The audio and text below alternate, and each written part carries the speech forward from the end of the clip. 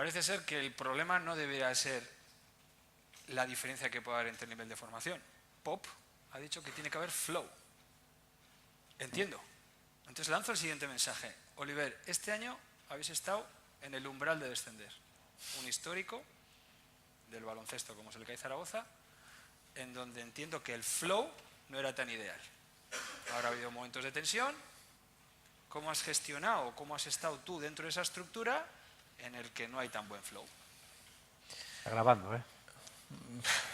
A ver, yo la verdad es que tanto con los médicos como con los fisioterapeutas tengo una relación excelente y un poco en toda la situación esta que se planteaba creo que al final es la clave, es decir, la cuestión que propone o que plantea Paulo es un tema legislativo, es decir, al final tú tienes estas competencias, tú estas y tú estas.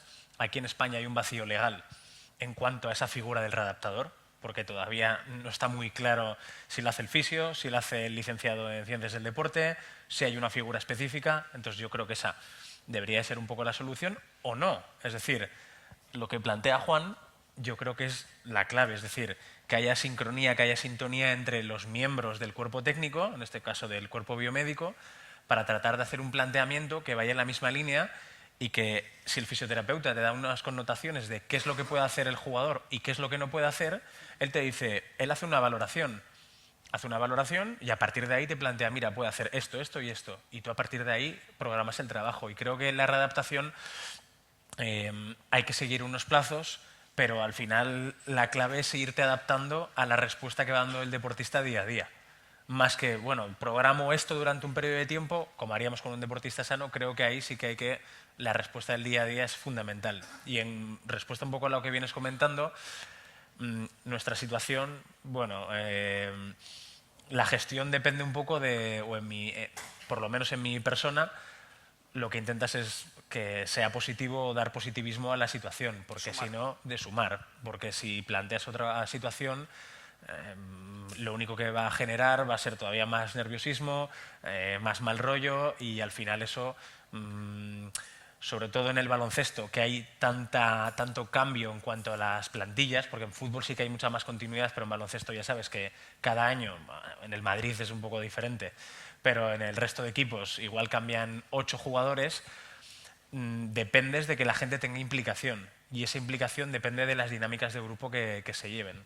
Entonces, si no sumamos desde el cuerpo técnico, los jugadores, a no ser que sea gente que tenga mucho arraigo con el equipo, por lo menos en lo que yo he podido ver, no van a sumar. Si desde el cuerpo técnico se suma y eres capaz de sumar a varios jugadores que puedan ser estandartes dentro del grupo, eso va a favorecer que al final se dé un paso adelante. Otro mensaje interesante. ¿Hay algún aporte en la sala sobre cómo mejorar el flow? Miguel, tú tienes mucha experiencia con futbolistas.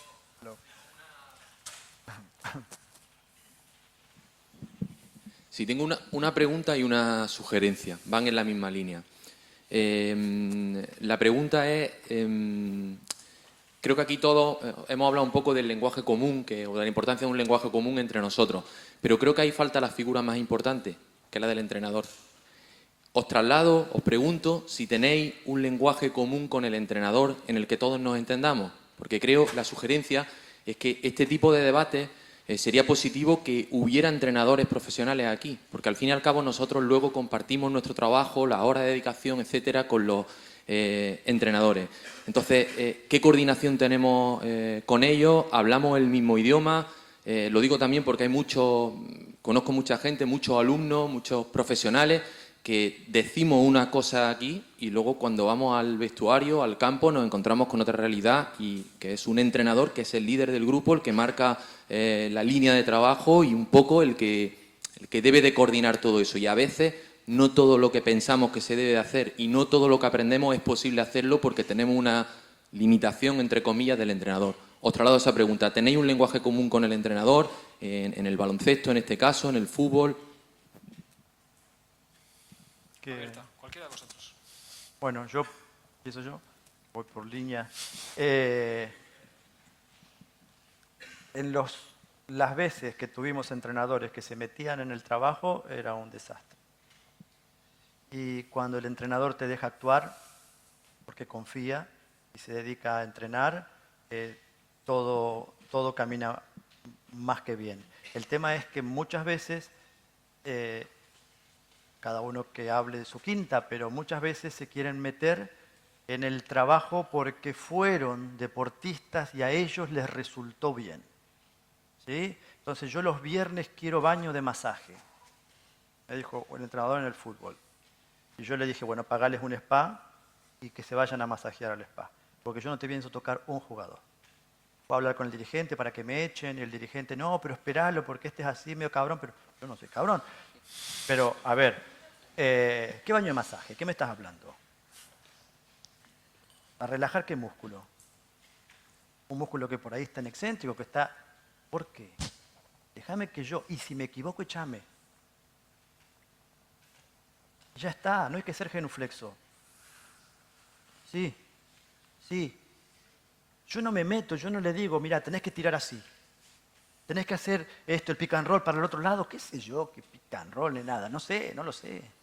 Pero yo ni tampoco me meto en la preparación física. Yo con el pelado, con el entrenador, el preparador físico de la selección, él hace, deshace en cuanto a la preparación física, y después cuando tenemos ahí el lesionado, hablamos, metelo ahí, déjamelo un poco más porque no hay problema, Pau, que está sin problema. Y por suerte el entrenador que tenemos hoy ni se mete, o sea, se deja actuar. Es más, le decís, Sergio, mirá, este está para Pablo. Cuando esté me lo decís y ya está.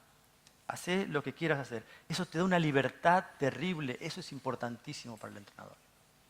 No sé. Más experiencias. Yo en la élite no tengo la experiencia, pero en la base lo que sí se nota con los entrenadores son los que creen en el trabajo. Nosotros, pues por la logística que tenemos allí en el Deportivo, nosotros tenemos a los jugadores X tiempo y la economía del tiempo es brutal. O sea, ¿qué tiempo te dan para hacer ese trabajo? Porque es una escuela de fútbol, ahí se va a aprender a jugar al fútbol. Nosotros queremos hacer un trabajo de que aprendan a hacer X ejercicios, que trabajen estos músculos, pero claro, tienes un tiempo limitado. Se nota muchísimo, bueno, los chavales, nosotros tenemos 45 minutos a la semana a los chavales dentro del gimnasio, 45 minutos a la semana. Se nota muchísimo el entrenador que cree, te hablo de cadetes, juveniles, segundo equipo, mucho el entrenador que cree en ese trabajo, está allí, él y su preparador físico ayudando, controlando la disciplina del grupo, porque al final nosotros tenemos a los chavales allí 45 minutos a la semana, no formo parte completa de lo que es la disciplina de todo el grupo. Cuando el entrenador se implica, apuesta por ese trabajo preventivo, de fuerza, de como quieras llamarlo, el grupo funciona. Cuando el entrenador no cree, bueno, yo ahora me voy a poner unas picas ahí fuera para el siguiente trabajo, porque claro, después el grupo es un desastre. Juan, ¿tu experiencia? Yo trabajé como con unos 12, ahora estaba contando, como unos 12, 13 entrenadores en 20 y tantos años en alto rendimiento. Y no hay dos que sean ni parecidos. De los 12 o 13 son todos distintos. El denominador común fue el respeto cuando nosotros nos ganamos ese respeto. Quiero decir, si tú y yo no nos conocemos, tú eres el entrenador, vamos a trabajar juntos cada día muchas horas, nos vamos a ver más que a nuestra familia, y de inicio yo no me gano tu respeto, que viene dado por el respeto por el respaldo que me da el club, por mi propia trayectoria, por mi experiencia, pero sobre todo, primero, haciendo saber al entrenador, que es el que se juega el pellejo, que conmigo puede contar para lo que quiera. Quiero decir, yo creo que el respeto no viene con la titulación, no viene porque lleves 15 años trabajando, ni porque lleves uno. Viene por dos detalles. Es decir, por uno, puede ser, ganártelo cuesta muchísimos años, porque en deportes que no son tan visibles cuesta un poco más, pero perder el respeto es un día, un instante, una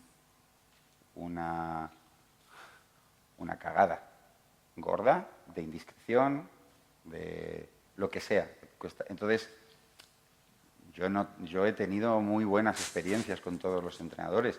Pues con unos tienes más sintonía que con otros, pero es igual que en cualquier empresa hay gente que tiene un jefe con el que acaba teniendo una relación personal y con gente que no, pero igual los dos son igual de buenos responsables de esa empresa, ¿no? Yo iría más en la línea de que el que respeta el trabajo de cada uno en su parcela, al final le acaba devolviendo. Yo, si fuera entrenador, yo querría que mi gente estuviera a muerte conmigo, porque en los momentos buenos, cuando se gana, hay buen ambiente siempre. Y cuando se pierde, que es cuando ya no hay tan buen ambiente, yo querría que mi gente estuviera conmigo. Entonces, trataría de respetar la parcela de cada uno. Creo que es, por supuesto, si se lo ganan. Yo voy un poco en la línea de lo que comenta Juan, pero sobre todo yo creo que, ahora que comentabas esto del tema del respeto, creo que hay un punto que es importante y no es perder el respeto de, bueno, te quito toda responsabilidad que tienes, ya el entrenador decide lo que quiere hacer. Yo hay muchas veces que me he encontrado con compañeros que me dicen, no, es que yo llego allí y el entrenador me dice, mira, tienes 20 minutos, haz lo que quieras. Para mí eso es también faltarnos el respeto. O sea, es decir, en la base es una cuestión que hay una programación preestablecida donde, mira, tú tienes 2 días, 45 minutos o un día 45 minutos.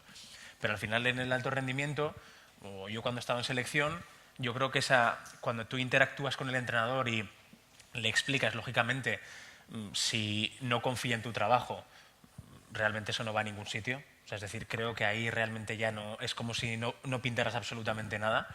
Pero si no, de esa forma, cuando tú interactúas con él, le explicas lo que consideras que se tiene que hacer, cómo plantear, digamos, la dinámica de las diferentes cargas, este tipo de trabajo, explicarle el por qué se lleva a cabo, por qué no hacer esto, por qué hacer esto antes, por qué hacer esto después, o incluso en cuestiones de recuperación, que ahí tú tienes mucho más que hablar que nosotros.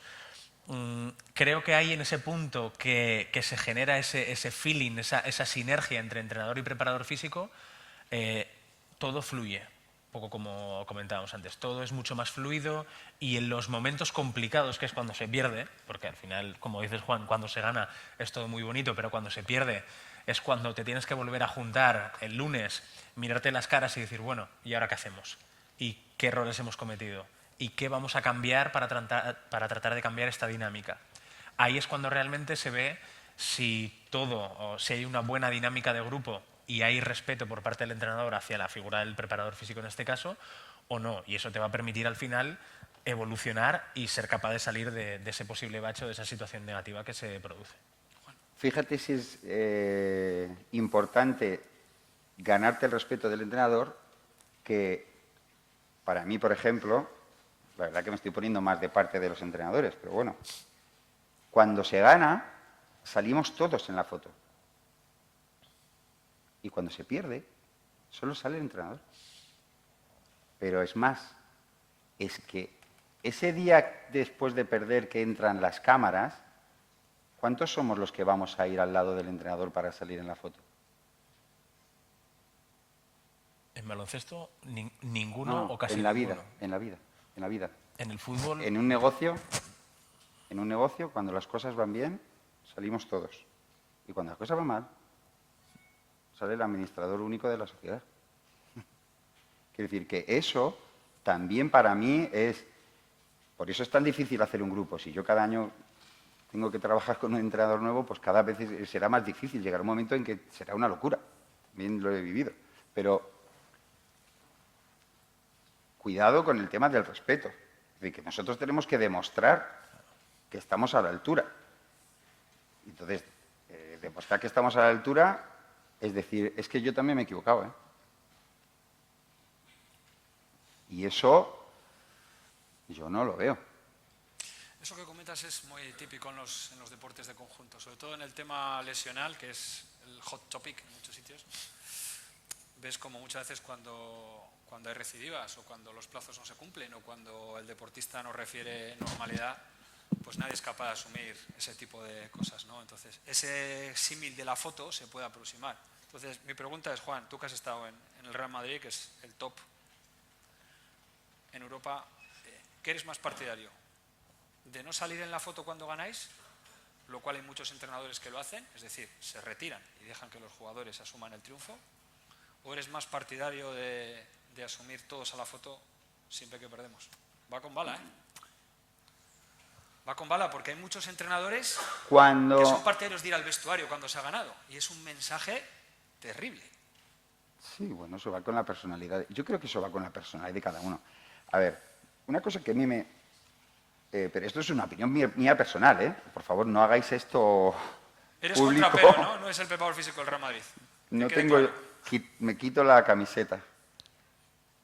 A mí me molesta muchísimo que cuando las cosas van bien estemos todo el día sacándonos fotos y poniendo que todo está muy bien y que somos...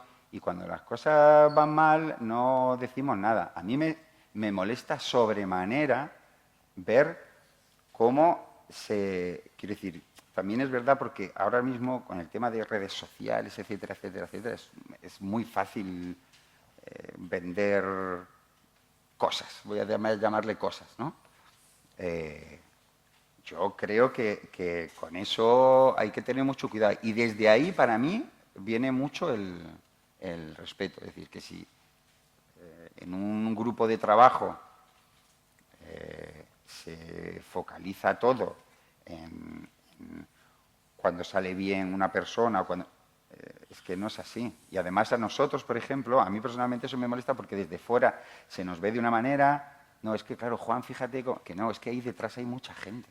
Es que o sea, es imposible sacar adelante un coche a un Gran Premio de Fórmula 1 con 3 personas. Eso no hay quien se lo crea. Hay muchísima gente detrás. Y si el que tiene que poner el tornillo se tropieza y no lo pone, perdemos todos. Entonces,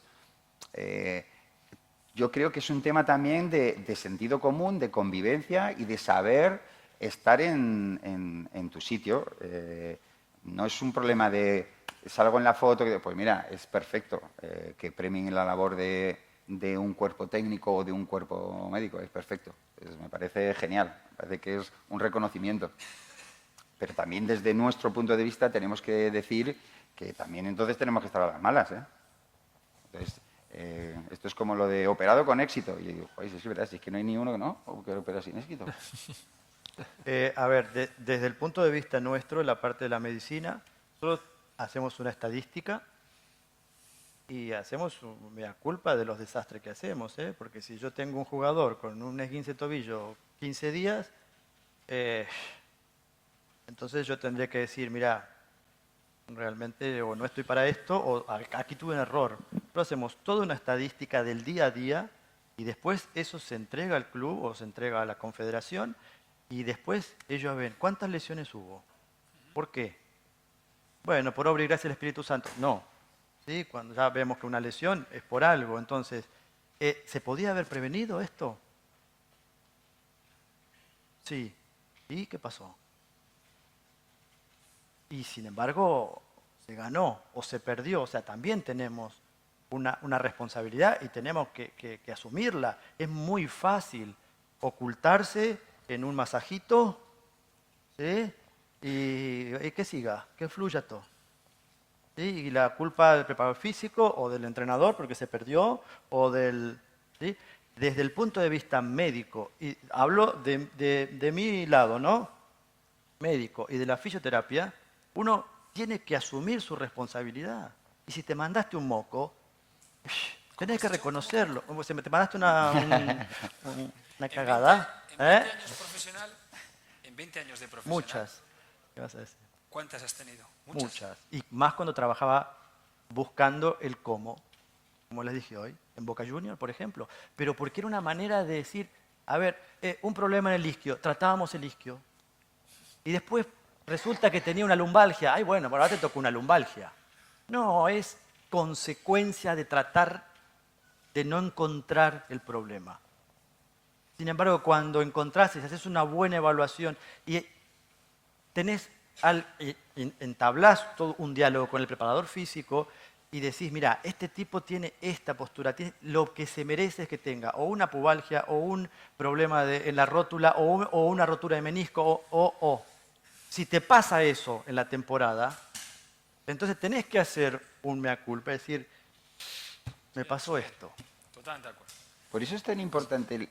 Yo digo siempre que, claro, yo ya voy a cumplir casi 50 años, ya me hago mayor y ya hay cosas que no soporto. Pero si yo tuviera que empezar otra vez de cero, me costaría muchísimo porque si es con gente que no conozco, hasta que tuviéramos feeling, nos conocieron, ahí pasan tiempo y no pasan 2 meses, tiene que ser mucho tiempo. Entonces, cuando yo ya tengo buena relación con un compañero, con un médico y estamos abordando una readaptación, hay varias veces que llegas por la mañana y eso no va, y eso no va, y eso no va, y le llegas y venga, vamos a tomar un café. Y te vas a tomar café con el médico, con el fisio y le dices, Comunicación. estoy cagado, Comunicación. no sé qué pasa, tío, esto no va. A ver, venga, tranquilo, cómo lo...